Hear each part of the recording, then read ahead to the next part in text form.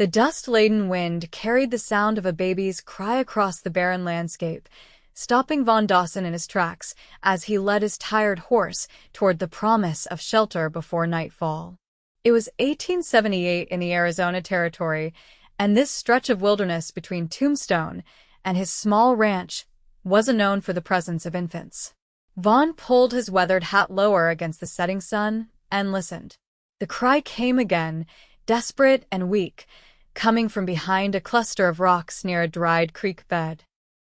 The 30-year-old rancher approached cautiously, his hand instinctively resting on the revolver at his hip. 6 years roaming the frontier had taught him that surprises were rarely pleasant. What he found stopped his heart. A small bundle wrapped in a saddle blanket lay partially hidden between two boulders. The blanket was high-quality tooled leather edging and tight wool weave, the kind used by wealthy horse owners back east. As he knelt down, the bundle squirmed, and tiny fingers pushed free of the wrapping.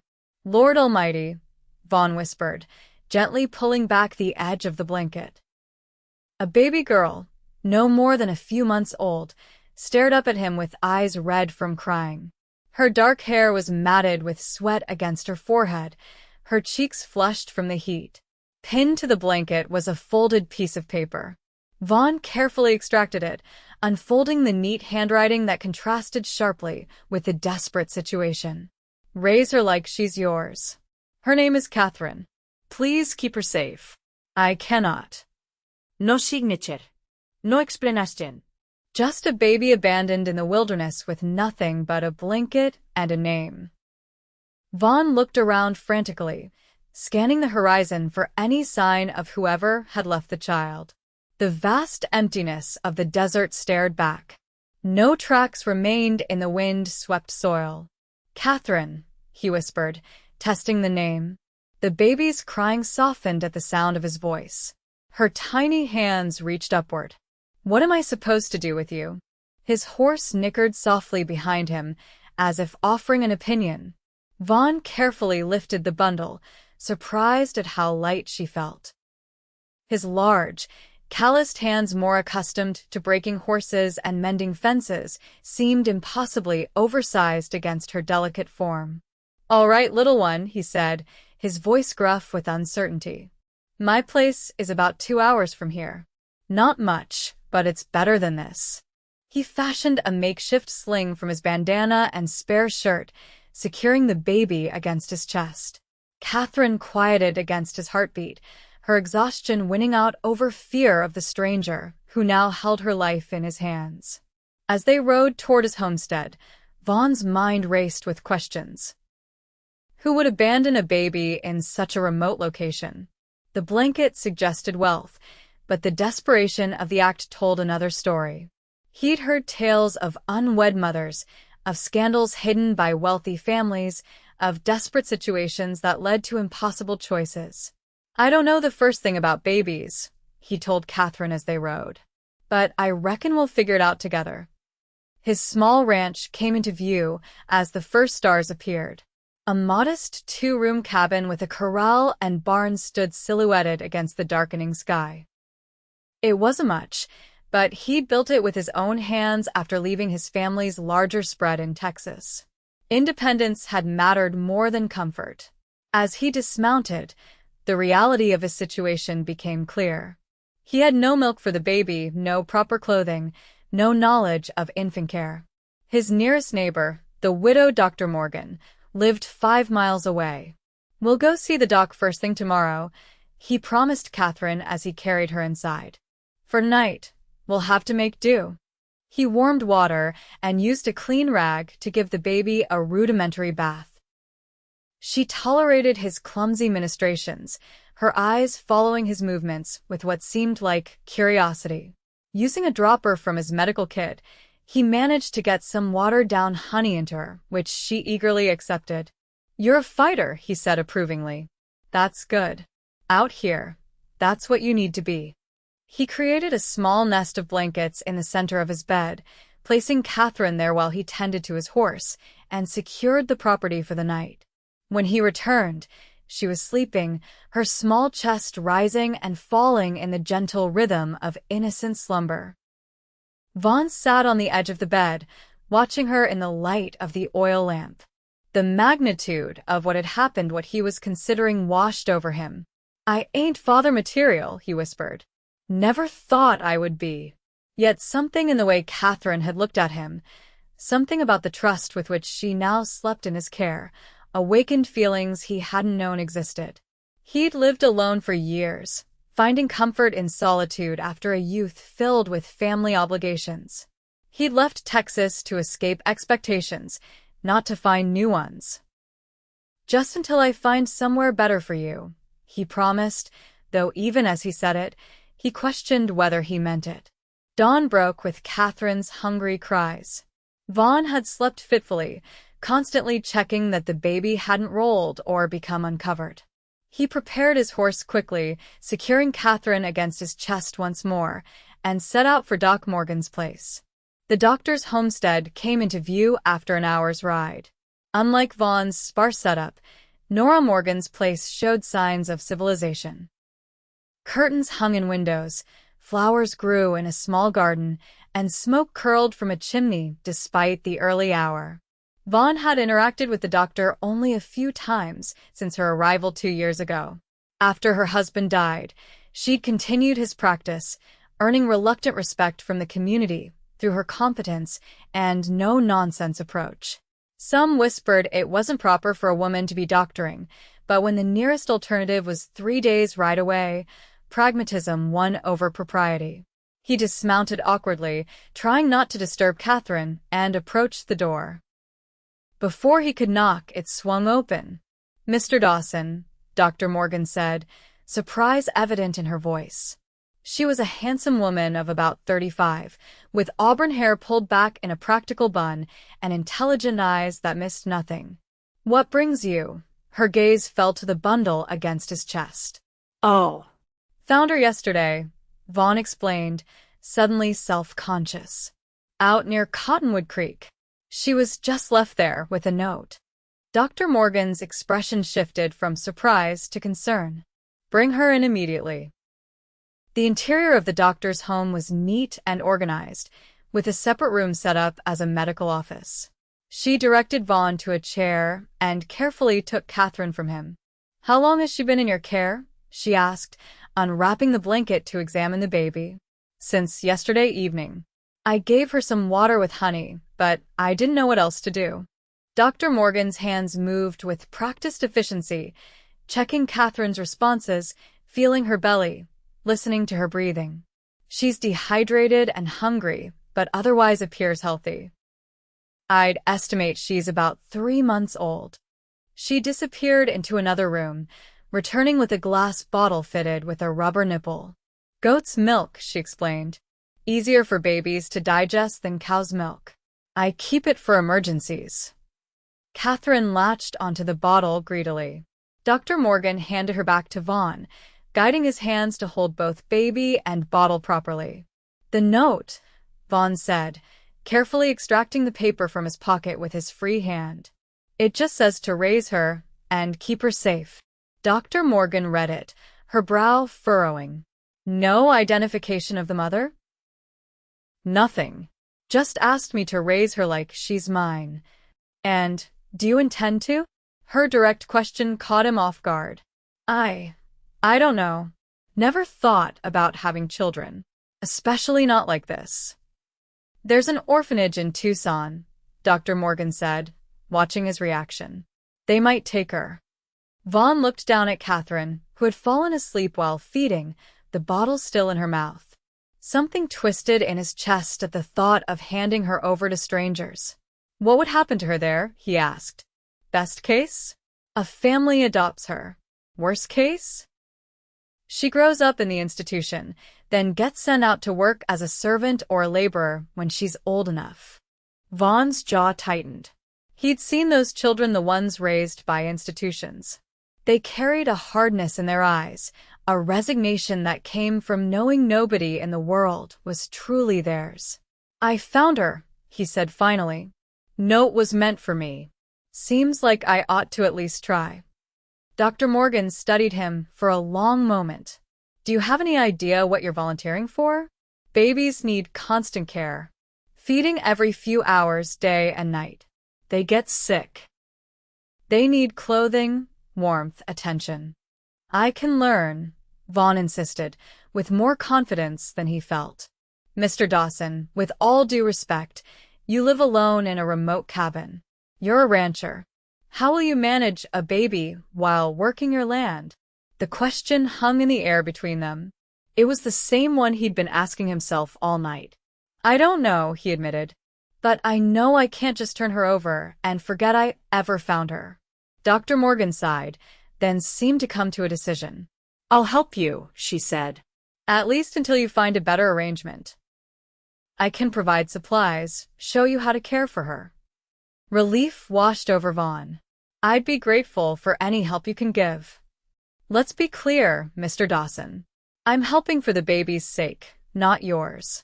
I've seen too many children suffer from well-intentioned but unprepared guardians. Yes, madam, Vaughn replied, recognizing the warning for what it was. Over the next few hours, Dr. Morgan gave Vaughn a crash course in basic infant care.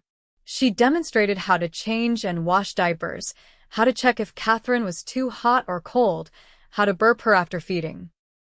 From her storage, she provided a small supply of baby clothing left by a patient who had moved east.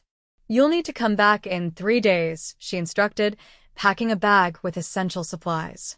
Sooner if she shows any signs of illness, fever, persistent crying, refusal to eat. I will, Vaughn promised, carefully securing Katherine in the new sling Dr. Morgan had fashioned. As he prepared to leave, the doctor hesitated, then said, Mr. Dawson, may I make a suggestion? If you're serious about caring for Katherine, consider finding a woman to help. A child needs a mother's care. Vaughn stiffened. Are you offering Dr. Morgan? Her cheeks colored slightly. I meant a housekeeper or nurse. Someone who could live at your ranch. Not many women looking to move to a bachelor's homestead in the middle of nowhere, he pointed out. Then perhaps you should consider moving closer to town, she countered. For Katherine's sake. The ride back to his ranch was filled with contemplation. Dr. Morgan's words echoed in his mind. She was right, of course. His isolated lifestyle wasn't conducive to raising a child. But the ranch was all he had as independence, his fresh start after leaving his family's expectations behind. Katherine slept against his chest, oblivious to the life-changing decisions being considered around her. Vaughn looked down at her peaceful face and felt a surge of protectiveness that surprised him with its intensity. We'll figure it out, he promised her. Somehow. The following weeks established a new rhythm to Vaughn's life. His days, once dictated by the sun and seasons, now revolved around Katherine's needs. He learned to anticipate her cries, to distinguish between hunger and discomfort, to find joy in her rare smiles. Every third day, he made the journey to Dr. Morgan's homestead. What began as necessary medical checkups evolved into something more. Nora, as she eventually asked him to call her, seemed to soften in Katherine's presence. Her clinical detachment gave way to genuine affection for the baby and, gradually, to a cautious friendship with Vaughn. She's gaining weight appropriately, Nora announced during their third week of visits. You're doing better than I expected. Coming from her, it was high praise. Vaughn felt an unexpected flush of pride. Had a good teacher, he said. You had motivation, she corrected, but her smile took any sting from the words. As Katherine grew stronger, Vaughn faced new challenges. His work suffered as he divided his attention between ranching and childcare. He improvised solutions, fashioning a carrier that allowed him to keep Katherine with him during chores, adjusting his schedule to work around her naps, learning to function on fragmented sleep. During one visit, Nora noticed his exhaustion. When did you last sleep through the night? She asked. Before I found her, Vaughn admitted. This isn't sustainable, Nora said, her medical concern evident. You need help. Been managing. Barely. She hesitated, then continued. I've been thinking about your situation. I have a proposition. Vaughn raised an eyebrow, waiting. I need to travel to patients spread across a large area. It would be more efficient if I had a central location. She took a deep breath. Your ranch is well positioned between several homesteads. I propose a partnership of sorts. What kind of partnership? I would build a small medical office on your property. In exchange, I would help with Katherine when I'm not seeing patients. The offer caught Vaughn by surprise. You'd move to my ranch? Not exactly. I would maintain my home, but spend several days each week at your place. It would benefit us both professionally, and Katherine would have more consistent care. Vaughn considered the proposal. Having Nora nearby would certainly help with Katherine. But he valued his solitude, the freedom from other people's expectations.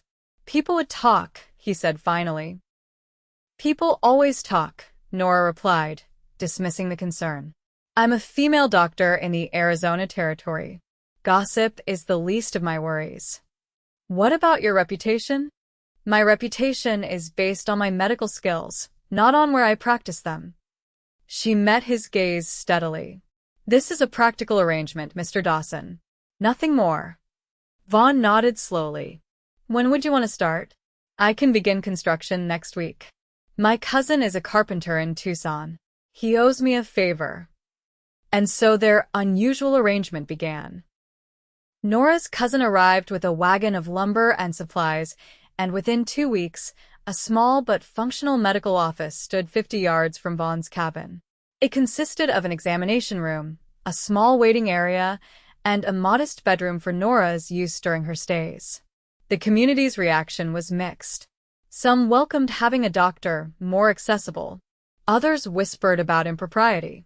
But as the months passed and both Vaughn and Nora maintained their professional distance, the gossip faded into acceptance of their unconventional setup. Katherine thrived under their shared care. She grew from a fragile infant into a robust baby, quick to smile and increasingly curious about her surroundings. By her first birthday, a date they had estimated based on Dr. Morgan's initial assessment, she was crawling energetically and attempting to pull herself up on furniture. Vaughn and Nora celebrated the milestone with a small cake Nora had baked. As they watched Katherine gleefully smear frosting across her face, Vaughn realized how dramatically his life had changed in a year. Thank you, he said quietly to Nora. I couldn't have done this without you. She's special, Nora replied, watching Katherine with affection. I've grown quite attached to her. To her? Vaughn asked, catching something in Nora's tone. She met his gaze briefly, then looked away. To this arrangement. It's been beneficial for my practice. An awkward silence fell between them, filled with unspoken possibilities. Vaughn had noticed the subtle shifts in their relationship, the way casual conversations lingered into the evening, how their hands occasionally brushed when passing Katherine between them, the gradual dismantling of formalities. Nora, he began, uncertain what he wanted to say. She stood abruptly. It's getting late. I should prepare for tomorrow's patients. Vaughn watched her retreat to her office, feeling the moment slip away. They had created a functional partnership, a successful arrangement for Katherine's benefit. Disrupting that with unexamined feelings seemed foolish. Yet as the seasons changed, those feelings became increasingly difficult to ignore. Vaughn found himself looking forward to Nora's arrival days, making excuses to visit her office, seeking her company even when Katherine was sleeping. Nora, too, seemed to find reasons to extend her visits. She began bringing books to read aloud to Katherine, though the baby was far too young to understand the stories. She planted flowers near Vaughn's cabin, explaining that medicinal gardens were practical while selecting blooms that were purely ornamental. Their careful dance of professionalism and growing affection might have continued indefinitely if not for the outbreak of scarlet fever that swept through the surrounding homesteads in the winter of 1879. Nora worked tirelessly, traveling between afflicted families, often returning to the ranch exhausted but determined. Vaughn kept Katherine isolated, terrified that she might contract the deadly illness. You should stay away, Nora warned him one evening after returning from treating the Henderson children. I'm exposed daily. I could be carrying the contagion. You need rest, Vaughn insisted, taking her medical bag. And food. You've barely stopped in 3 days. The Miller baby died this morning, she said, her voice hollow with fatigue and grief. Just 6 months old. Nothing I could do. Vaughn guided her to a chair, placing a cup of hot coffee in her hands. You can't save everyone. I know that intellectually, she admitted. But knowing doesn't make it easier. Without thinking, Vaughn placed his hand over hers. You're doing everything possible. More than anyone could expect. Nora looked at their joined hands, then up at his face. Something shifted in her expression, of vulnerability he'd never seen in her composed features. I'm afraid, she whispered. Afraid for Katherine. Afraid for... She stopped, not completing the thought. For who? Vaughn pressed gently. For you, she admitted. I couldn't bear it if you fell ill. The confession hung between them, opening a door neither had been willing to approach. Vaughn's heart hammered in his chest as he recognized the moment for what it was, a glimpse behind Nora's carefully maintained professional facade. I'm not going anywhere, he promised. Their eyes held, the air charged with unspoken words. Slowly, tentatively, Vaughn leaned forward. Nora remained still, her breath catching as his intention became clear. When his lips met hers, she responded with surprising intensity, her hand rising to rest against his cheek. The kiss deepened, years of solitude and self-denial crumbling in the face of undeniable connection. When they finally separated, both were breathing heavily, stunned by the power of what had passed between them. I shouldn't have done that, Nora said, though she made no move to increase the distance between them. Why not? Vaughn asked. Because it complicates everything. Our arrangement works because it's practical, professional. Is that all it's been to you? Practical? Nora stood, creating physical space to match her emotional retreat. It has to be. I've worked too hard to establish myself as a doctor to be seen as. As what? A woman? As someone whose decisions are governed by sentiment rather than reason. She straightened her shoulders. My patients need to trust my judgment, and they won't if you have feelings for me. They won't if I'm perceived as your woman rather than their doctor. The words held years of frustration. You don't understand what it's like. Every day I have to prove myself. Every patient who reluctantly accepts my care does so because they have no better option.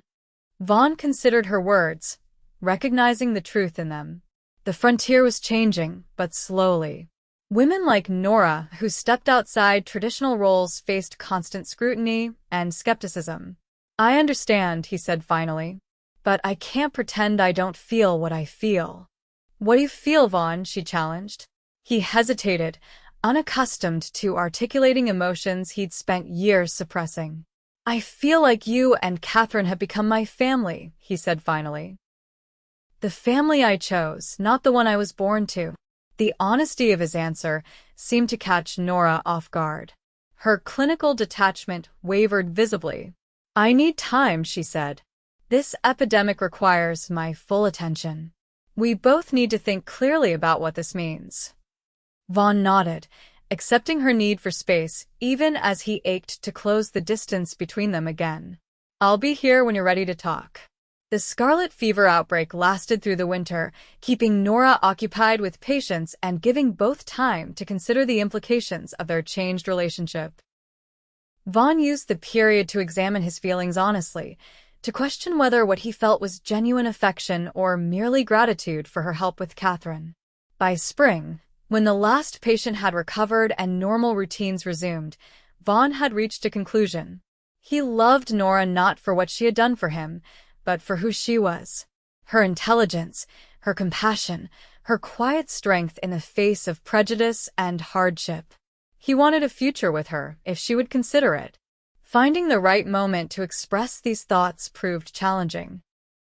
Nora seemed determined to maintain their previous dynamic, focusing conversation on Katherine's development and medical matters. The kiss remained unmentioned, though Vaughn sometimes caught her watching him with an expression that suggested it was not forgotten. The opportunity came unexpectedly during a spring thunderstorm. Nora had been staying at the ranch office, planning to return to her home the following day. The sudden storm flooded the creek between the properties, making travel impossible. Vaughn found her standing on the porch of the medical office, watching the rain with frustration. "Creek's too high to cross," he informed her, rain dripping from his hat brim. "Probably won't recede until tomorrow." "I expected as much," she sighed. "I've got patients scheduled at my home office tomorrow. They'll understand. Weather affects everyone's plans out here."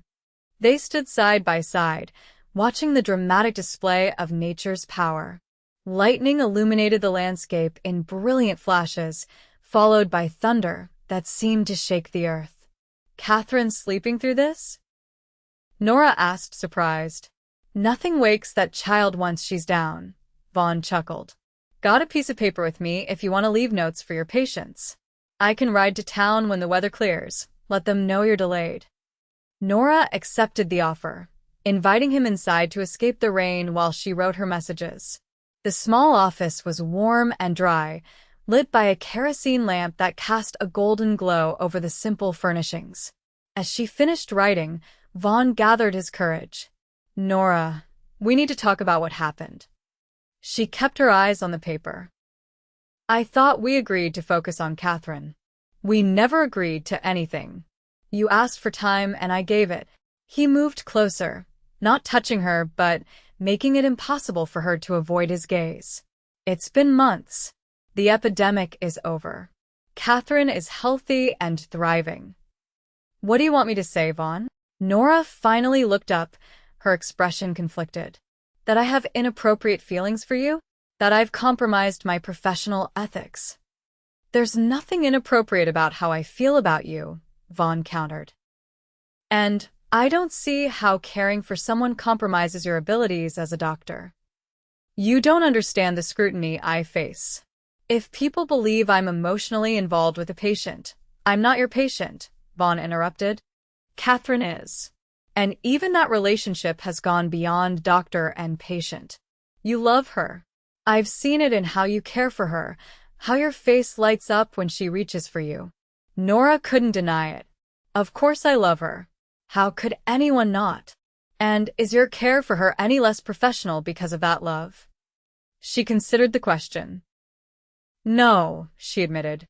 "If anything, it makes me more attentive to her needs." "Then why would caring for me be any different?" The question hung between them, challenging Nora's carefully constructed reasoning. Outside, the storm raged, mirroring the emotional turbulence within the small office. "Because it's different," she finally said. "Katherine is a child. Loving her doesn't threaten my identity as a doctor. But loving you, being seen as your woman rather than as Dr. Morgan. I've worked too hard to establish myself." Vaughn noted her choice of words. "You said loving me. Is that what this is, Nora? Do you love me?" The directness of the question seemed to strip away her remaining defenses.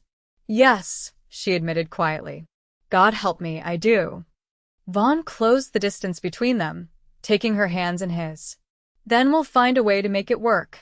You don't have to choose between being a doctor and being loved." "The world often forces such choices on women," she said bitterly.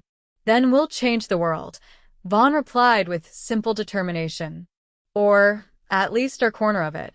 Despite herself, Nora smiled at his optimism. "You make it sound so simple." "Maybe it can be." He raised her hand to his lips, pressing a gentle kiss to her palm.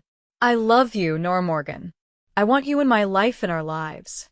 Katherine needs you. I need you. Not just as a doctor, but as yourself."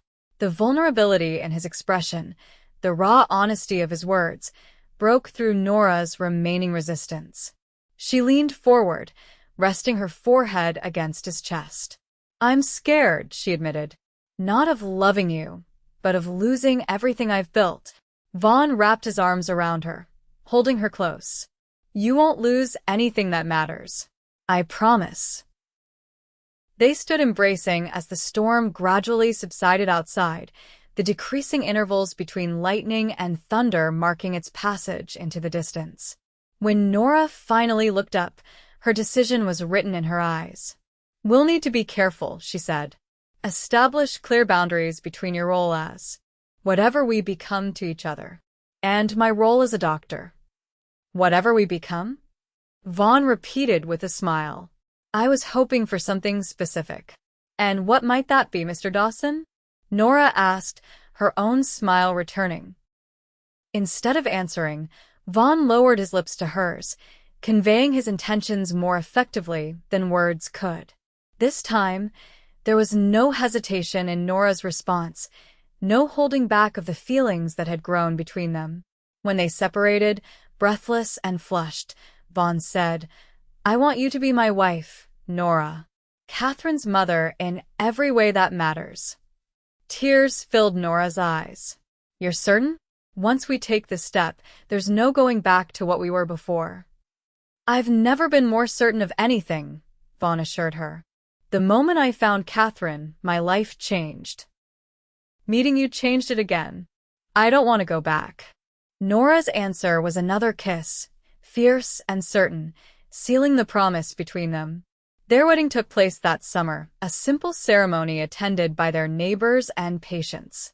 Katherine, now walking confidently and babbling a growing vocabulary of words, served as the unofficial flower girl, toddling down the aisle with a basket of wildflowers that ended up scattered haphazardly across the church floor. The community's reaction to their union was largely positive. Those who had benefited from Nora's medical skills were quick to express support, and even the initial skeptics found it difficult to maintain disapproval in the face of their obvious happiness. True to her word, Nora maintained her professional identity. She continued to be known as Dr. Morgan in her practice, though legally, she took Vaughn's surname. Together, they expanded the medical office on the ranch, creating a facility that served as a vital resource for the growing community. Katherine thrived under their combined care. Nora formally adopted her, making legal what had long been true in their hearts. The little girl who had been abandoned in the wilderness became the center of a loving family, never doubting that she belonged completely to the father who had found her and the mother who had chosen her. As Katherine grew, she showed an interest in both Vaughn's ranching skills and Nora's medical knowledge. By age 5, she could identify most of the plants in Nora's medicinal garden and had named every horse and cow on the property. She's got your stubborn streak, Nora commented one evening, watching Katherine determinedly attempting to read a book far beyond her current abilities. And your curiosity, Vaughn replied, smiling as Katherine sounded out words with fierce concentration. Their family expanded with the birth of a son when Katherine was 6. The arrival of Thomas James Dawson completed their family circle, giving Katherine a sibling and cementing the bond between Vaughn and Nora. Life on the frontier remained challenging. Droughts, harsh winters, and occasional outbreaks of disease tested their resilience. But the foundation they had built, a partnership of mutual respect, shared purpose, and deep love, weathered each storm. On Katherine's 10th birthday, Vaughn took her riding to the spot where he had found her as an infant. The landscape had changed little in the decade since that fateful day. The same rocks still stood sentinel over the dried creek bed, the same vast sky stretched overhead. This is where our family began, he told her, having long since explained the circumstances of her arrival in their lives. Right here, with a brave little baby and a note. Katherine, who had heard the story many times but never visited the actual location, dismounted to examine the area. Do you ever wonder about her? My birth mother? Vaughn nodded. Sometimes. I wonder what circumstances led her to leave you here, what she might have been running from or toward. Do you think she ever regretted it? Leaving you? I imagine she must have, Vaughn said thoughtfully. But I hope she found peace in knowing you would be cared for. Katherine picked up a small stone, turning it over in her hands. I used to imagine she was a princess, escaping from enemies who wanted to hurt us. Vaughn smiled at her imagination. Could be. We'll never know for certain. I don't need to know anymore, Katherine decided, pocketing the stone as a memento. I have the family I was meant to have.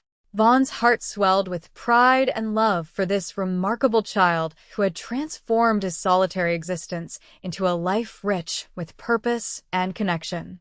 Yes, you do, he agreed. And we have you.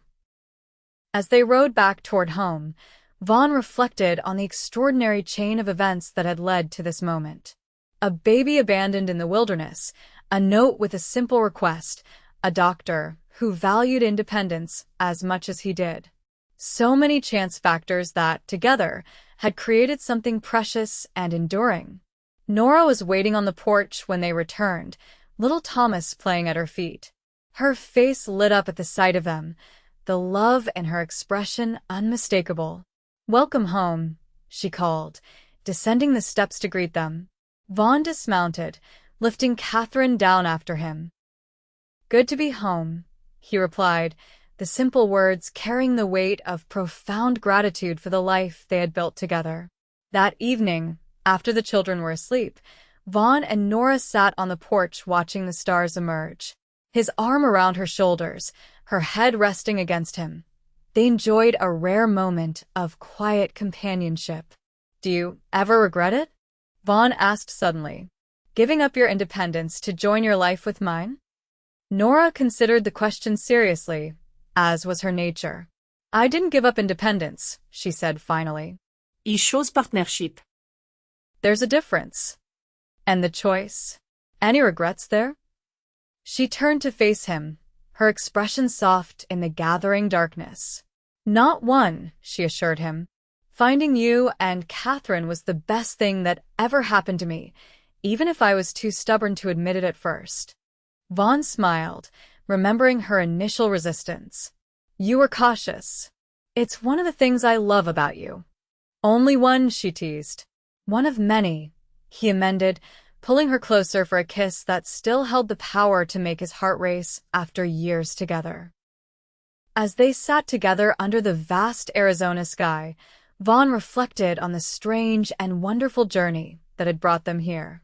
From a lonely rancher finding an abandoned baby to the head of a family, from a solitary existence to a life rich with connection and purpose. All because of a saddle blanket, a note, and the courage to embrace an unexpected responsibility. "What are you thinking about?" Nora asked, noticing his contemplative mood. "How a single moment can change everything," he replied. "Finding Katherine set me on a path I never imagined, led me to you, created this family." "Some might call it fate," Nora suggested. "Maybe," Vaughn agreed. "Or maybe it's just what happens when people choose love over fear, connection over solitude." Nora smiled, understanding his meaning perfectly. "Either way, I'm grateful." "As am I," Vaughn said, his arm tightening around her shoulders as they gazed up at the star-filled sky. "More grateful than I could ever express." And in that moment, surrounded by the family he had found and built through unexpected circumstances and deliberate choices, Vaughn Dawson knew a contentment he had never imagined possible on that dusty afternoon when a baby's cry had stopped him in his tracks and changed the course of his life forever. Years passed, and the Dawson family prospered. Their ranch expanded, as did Nora's medical practice.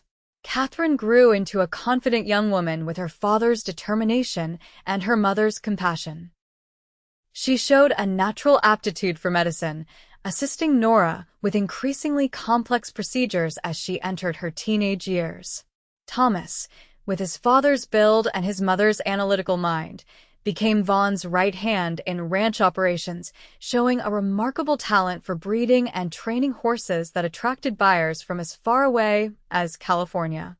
The Arizona territory itself was changing. The railroad had reached Tucson, bringing increased commerce and new settlers. Towns grew larger, more established. What had once been frontier was slowly becoming civilization, though the spirit of independence that had drawn pioneers remained. On Katherine's 18th birthday, Vaughn presented her with a special gift, the saddle blanket in which he had found her. Carefully preserved over the years, it remained a tangible connection to her mysterious beginnings. "I thought you might want this," he said as she unwrapped the package. "It's been part of your story from the beginning." Katherine ran her fingers over the faded wool, the leather edging now cracked with age. "I remember you showing this to me when I was little," she said softly. "It seemed so much bigger then." "You've grown," Vaughn said, marveling at the beautiful, intelligent young woman his daughter had become. "In every way that matters." Katherine carefully refolded the blanket. "I've been wanting to talk to you and Mom about something," she said, her expression growing serious. "I've made a decision about my future." Nora joined them, sitting beside Vaughn on the porch swing. "What decision is that, sweetheart?" "I want to become a doctor," Katherine announced. "A proper one with formal training. There's a women's medical college in Philadelphia that accepts female students. I've written to them, and they've sent information." Vaughn and Nora exchanged glances. They had suspected Katherine might choose this path, given her interest in Nora's work, but Philadelphia was thousands of miles away. "That's a long way from home," Vaughn said carefully. "And expensive." "I know," Katherine acknowledged. "But I've been saving from the work I've done with Mom and from helping with the horses. It won't cover everything, but it's a start." "We'll help, of course," Nora said without hesitation. "If this is truly what you want." "It is," Katherine assured them. "I've never been more certain of anything. I want to help people the way you do, Mom. I want to make a difference." Vaughn felt a complex mixture of pride and apprehension.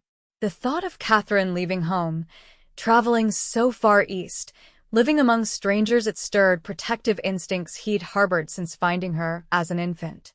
"Your father and I will need to discuss the details," Nora said, recognizing Vaughn's concern. "But if this is your dream, Katherine, we'll find a way to make it possible." Later that night, after the birthday celebrations had ended and the household was quiet, Vaughn and Nora discussed their daughter's ambitions. "She'll be so far away," Vaughn said, unable to hide his worry. "The East is different. People are different." "She's strong," Nora reminded him.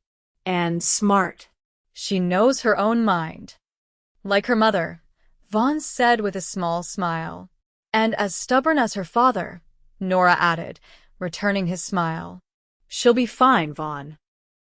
"This is her chance to create her own path, just as we did." "I know you're right," he admitted.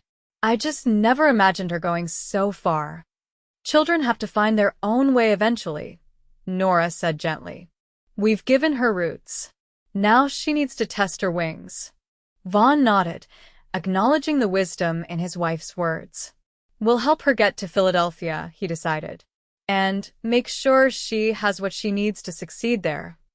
Preparations for Katherine's departure occupied the family for the next several months.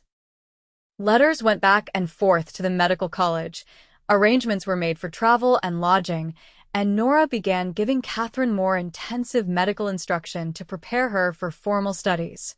Thomas, now 12, alternated between excitement for his sister's adventure and dismay at her impending absence. "Who's going to help me with arithmetic when you're gone?" he complained one evening. "You'll manage," Katherine assured him. "Besides, I'll write to you. You can send me all your questions." "It won't be the same," Thomas grumbled. "No," Katherine agreed, ruffling his hair affectionately. "But nothing stays the same forever, Squirt. That's part of growing up." The day of Katherine's departure arrived with the crisp clarity of an Arizona autumn morning. The family would accompany her as far as Tucson, where she would board the train east, the first leg of a journey that would take her across the continent. As they loaded her trunks into the wagon, Vaughn found himself remembering the tiny bundle he had discovered 18 years earlier. How could that helpless infant have become this confident young woman, ready to face the world on her own terms? "You've gone quiet, Pa," Katherine observed as they set out on the road to Tucson. Are you all right? Just thinking about how quickly time passes, Vaughn admitted. Seems like yesterday I was carrying you home in a makeshift sling. Katherine's expression softened. I've been thinking about that too. How different my life might have been if you hadn't found me that day. Providence, Nora said from her seat beside Vaughn. Some things are meant to be. The journey to Tucson passed too quickly. Before Vaughn was ready, they were standing on the platform of the train station, surrounded by the bustle and noise of travelers coming and going. Katherine hugged Thomas fiercely, whispering something in his ear that made him stand a little straighter despite his tears. She embraced Nora next, the two women holding each other for a long moment, no words necessary between them. Finally, she turned to Vaughn. I'll make you proud, Pa, she promised. You already have, Vaughn assured her, his voice rough with emotion. Every day since I found you. He enfolded her in a tight embrace, trying to memorize everything about this moment: the scent of her hair, the strength in her slender frame, the determined set of her shoulders as she prepared to step into her future. Remember where you come from, he told her as they separated. Not just this place, but the people who love you. That doesn't change no matter how far you go. I know, Katherine said, her eyes bright with unshed tears. I'll carry you all with me, everywhere I go. The train's whistle sounded, announcing the final boarding call. Katherine gathered her courage visibly, picking up her small travel case. The larger trunks had already been loaded into the baggage car. I love you, she said simply, looking at each of them in turn. I'll write as soon as I reach Philadelphia. And then she was boarding the train, finding her seat, waving through the window as the engine built steam and the great machine began to move. Vaughn, Nora, and Thomas stood on the platform, waving until the train was nothing but a distant speck on the horizon. The ride home was quieter, each family member absorbed in their own thoughts.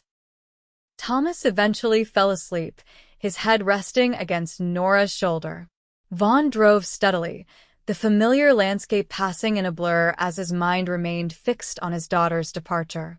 She'll be fine, Nora said softly, reaching over to place her hand on his arm. We've given her everything she needs to succeed. I know, Vaughn replied. It's not worry exactly. More like adjustment. Our family feels different already.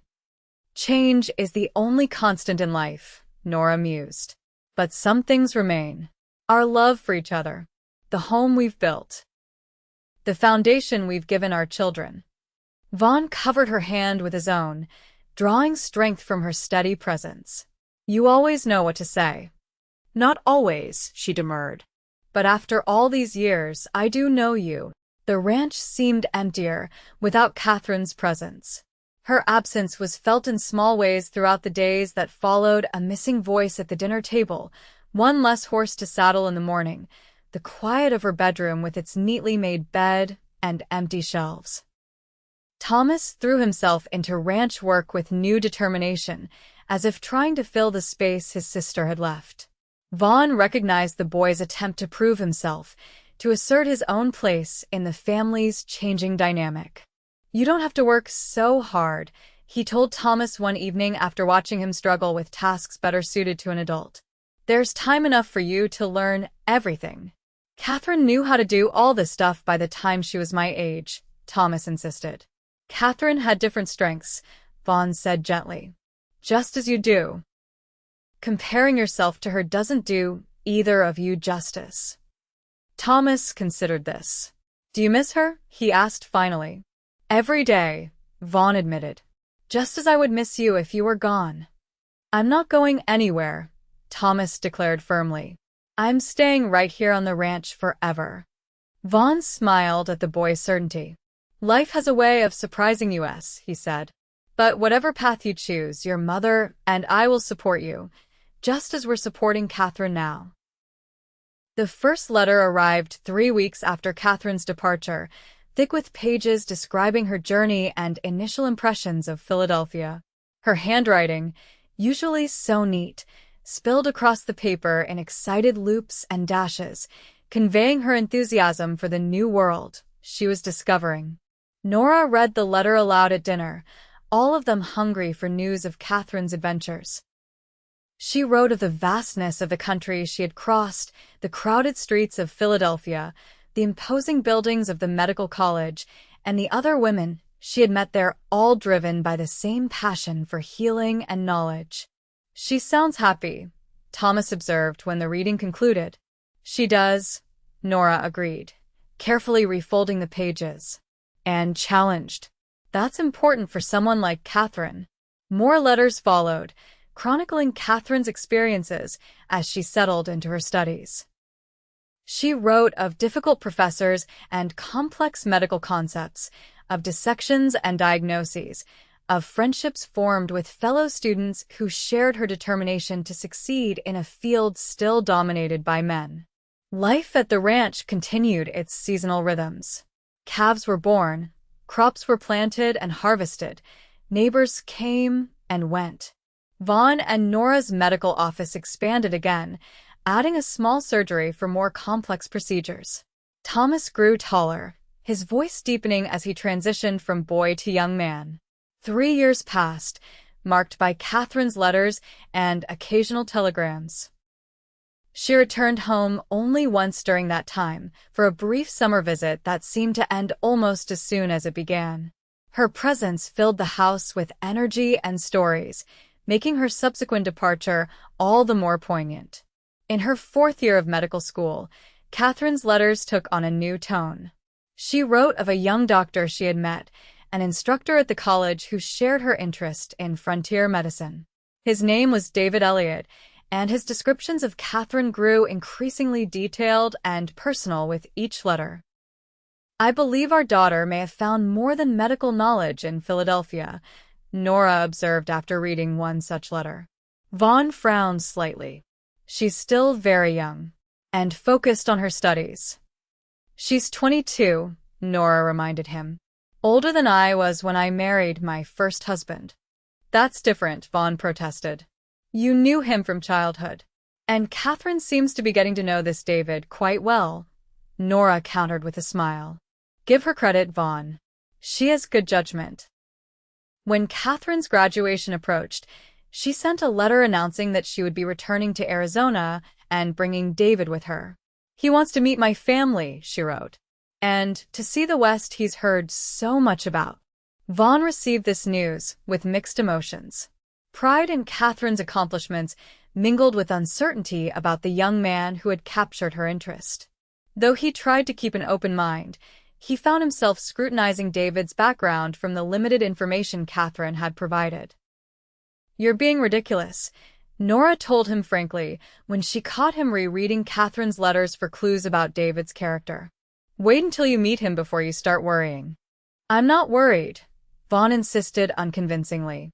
"Just curious." Nora's knowing look told him she wasn't fooled. "She wasn't even our daughter by blood, yet somehow she inherited your stubborn streak," she teased. "If David has earned her respect, he must be exceptional." The day of Katherine's return arrived in a flurry of preparation. Nora baked Katherine's favorite desserts, Thomas polished the family's best dishware, and Vaughn found himself inexplicably checking and rechecking the guest room, ensuring everything was perfect for their visitors. When the wagon from Tucson finally appeared on the horizon, Thomas spotted it first. "They're coming," he shouted, running toward the approaching vehicle. Katherine's joyful laugh carried across the distance as she called out greetings. Beside her sat a man in his early 30s, tall and lean, with intelligent eyes and an expression of genuine interest as he took in the ranch and the waiting family. Before the wagon fully stopped, Katherine leaped down and rushed into her family's embrace. There were tears and laughter, exclamations over how much Thomas had grown, how well Nora looked, how the ranch had prospered. Finally, Katherine turned to introduce the man who had remained standing respectfully by the wagon. "This is Dr. David Elliott," she said, a hint of nervousness in her voice as she looked between him and Vaughn. "David," This is my family, my father Vaughn Dawson, my mother Dr. Nora Dawson, and my brother Thomas. David stepped forward, extending his hand first to Vaughn. It's an honor to meet you, sir, he said, his handshake firm and direct. Katherine has told me so much about you and your family. Vaughn studied the young doctor, noting the sincerity in his expression and the way his gaze frequently returned to Katherine with unmistakable admiration. Welcome to our home, he said finally. We've heard a fair bit about you as well. The tension in Katherine's shoulders eased visibly at this neutral but hospitable response. Nora stepped forward, greeting David warmly and immediately engaging him in conversation about his medical background as they moved toward the house. Over the following days, Vaughn observed David carefully. He watched how the young doctor interacted with Katherine, the respect evident in his manner, the way he valued her opinions, the shared enthusiasm for their profession. He noted David's genuine interest in the ranch operations, his willingness to help with chores despite his city upbringing, his easy rapport with Thomas. Most telling was David's response to the story of Katherine's origins. When Katherine shared the tale of how Vaughn had found her as an infant, David's reaction was one of deep appreciation for the man who had chosen to become a father under such unusual circumstances. That explains a great deal about Katherine, he said to Vaughn afterward, when they found themselves alone during a ride to check fence lines. Her compassion, her willingness to help those in need, she learned that from you and Dr. Dawson. She came with those qualities, Vaughn replied. We just helped them grow. David nodded thoughtfully. Still, not everyone would have taken on such a responsibility. It speaks to your character. The simple observation, offered without flattery or calculation, resonated with Vaughn. Perhaps, he thought, this young man did understand what truly mattered. A week into their visit, David requested a private conversation with Vaughn. They walked together to the barn, where the everyday sounds of animals and the familiar sense of hay and leather created a comfortable setting for what Vaughn suspected would be a significant discussion. Mr. Dawson, David began, his usual confidence tempered with respect, I want to be direct with you. I love your daughter. I believe she loves me as well. I've come here not just to meet her family, but to ask your blessing to marry her. Though Vaughn had anticipated this request, hearing it stated so plainly still gave him pause. You're both doctors, he said, with different backgrounds and experiences. Have you thought about what kind of life you would build together? We have, David assured him, extensively. We share a vision of establishing a practice together, preferably in the West where medical care is still scarce in many communities. And where would this practice be located? Vaughn asked, thinking of the distance that had separated them from Katherine during her years in Philadelphia. That's one of the reasons for this visit, David explained. We wanted to explore possibilities in this region. Katherine speaks so highly of the community you and Dr. Dawson have served. We thought perhaps there might be a place for us here or nearby. The thought of Katherine returning permanently, bringing her medical skills back to the community where she had been raised, filled Vaughn with unexpected joy. You consider settling close by? It's our preference, David confirmed.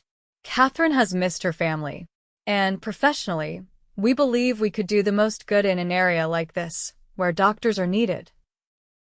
Vaughn studied the young man before him, seeing not just a suitor for his daughter's hand, but a potential partner in the work Nora had begun years ago. You'd work with Nora? As colleagues? It would be an honor, David said sincerely. Dr. Dawson's reputation extends further than you might realize. The work she's done here, especially as a female physician in such a remote area, is discussed in medical circles back east. Pride in his wife's accomplishments warmed Vaughn's heart. She's remarkable, he agreed. As is Katherine. They are, David nodded. And I would consider myself fortunate beyond measure to join such a family. Vaughn extended his hand. You have my blessing, he said simply. If Katherine will have you. David's relief was palpable as he grasped Vaughn's hand firmly. Thank you, sir. I promise to cherish and respect her always. See that you do, Vaughn replied, his tone light but his meaning clear. That evening, with the family gathered on the porch after dinner, David formally proposed to Katherine. Her joyful acceptance surprised no one, but the celebration that followed filled the ranch with a happiness that seemed to reach into every corner. As Vaughn watched Katherine and David planning their future, he reflected on the extraordinary journey that had begun with a baby abandoned in the wilderness. From that uncertain beginning had grown this moment of promise and possibility, connecting past to future in ways he could never have imagined. Nora joined him at the edge of the porch, slipping her hand into his as they observed the young couple. "You're thinking about the day you found her," she said quietly. "How did you know?" Vaughn asked, still amazed at his wife's ability to read his thoughts. "Because I know you," she replied simply. "And because I'm thinking about it too. How a single decision changed all our lives." "For the better," Vaughn said, squeezing her hand. "For the better," Nora agreed, leaning against his shoulder. Katherine and David were married that autumn, in a ceremony that combined the simplicity of frontier traditions with the elegance Katherine had come to appreciate during her years in the East. The entire community gathered to celebrate, many of them having watched Katherine grow from an abandoned infant to the accomplished young woman who now stood beside her chosen partner. True to their word, the young doctors established their practice near the Dawson Ranch, expanding Nora's medical office into a small clinic that served the growing population of the area. The three physicians worked in harmony, each bringing unique skills and perspectives to their shared mission of healing. As the years passed, the Dawson Elliott Clinic became known throughout the territory for its exceptional care. Patients traveled from considerable distances to seek treatment, and medical students occasionally arrived to study under the three doctors who had created such an unusual and successful practice on what had once been the edge of civilization. Thomas, contrary to his childhood declaration of staying on the ranch forever, discovered a passion for law and eventually left to study at a university in California. He returned periodically, bringing news of the wider world and the continuing transformation of the West from frontier to settled society. Vaughn and Nora gradually stepped back from the daily operations of both the ranch and the clinic, entrusting more responsibility to Katherine and David as they entered their later years. They welcomed grandchildren, first Katherine and David's twins, then Thomas's son, with a joy that seemed to grow rather than diminish with time. On Katherine's 40th birthday, when her own children were nearly grown and the clinic she led was thriving, she presented Vaughn with a special gifted journal she had kept since childhood, documenting her life from her earliest memories. "I wanted you to know," she told him as he paged through the carefully preserved volume, "that not a day has passed when I haven't been grateful for what you did. For finding me, for choosing to be my father when you had no obligation to do so." Vaughn, his hair now silver and his hands showing the effects of decades of ranch work, looked up at the remarkable woman his found daughter had become. "It was the best decision I ever made," he said simply, "along with asking your mother to share my life." Katherine smiled, the expression lighting her face in a way that still reminded Vaughn of the baby he had discovered so many years ago. "I've tried to live worthy of that decision," she said, "to pass on the love and acceptance you gave me." "You have," Vaughn assured her, "and more." Later, sitting with Nora on the porch that had witnessed so many family gatherings over the decades, Vaughn shared the journal and Katherine's words. Nora leaned against his shoulder, her own hair streaked with silver, but her eyes as bright and perceptive as ever. "We did well, didn't we?" she asked, "with the hand life dealt us." Vaughn gazed out at the ranch that had grown from his modest homestead into a thriving property, at the clinic building where healing work continued daily, at the family that had expanded from a solitary man and an abandoned baby to include so many lives intertwined by love and choice rather than merely by blood. "We did more than well," he replied, his arm tightening around Nora's shoulders. We created something lasting. Something good. As the sun set over the Arizona landscape that had been their home for so many years, Vaughn reflected on the long journey from that dusty afternoon when a baby's cry had altered his path. The note that had accompanied Katherine, "Raise her like she's yours," had been more than a request. It had been an invitation to a life he could never have imagined, a life rich with connection, purpose, and love. He had accepted that invitation, and everything that mattered had followed from that single choice. Nora. Family. Community. A legacy that would continue long after he was gone. No regrets. Nora asked, seeming to follow his thoughts as she so often did. Not one, Vaughn assured her, bending to kiss her softly. Every step led us here. How could I regret any of it? Together they watched the stars emerge, the same stars that had witnessed their beginning and would shine on the generations that followed, all because a lonely cowboy had found a baby wrapped in a saddle blanket and chosen to open his heart to the possibility of love.